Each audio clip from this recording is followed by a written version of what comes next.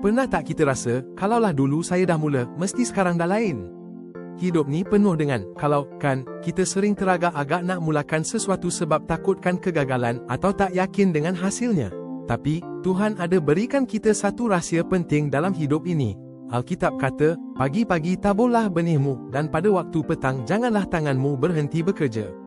Ini dari kitab Pengkhotbah bab 11, ayat 6. Ayat ni eja kita supaya jangan putus asa, tak kira apa pun cabaran yang datang. Walaupun kita tak nampak hasilnya terus, kita kena terus buat bahagian kita dengan iman dan sabar.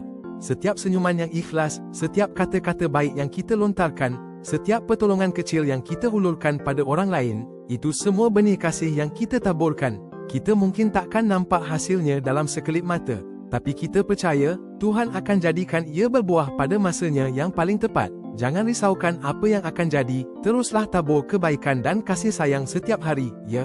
Tuhan memberkati.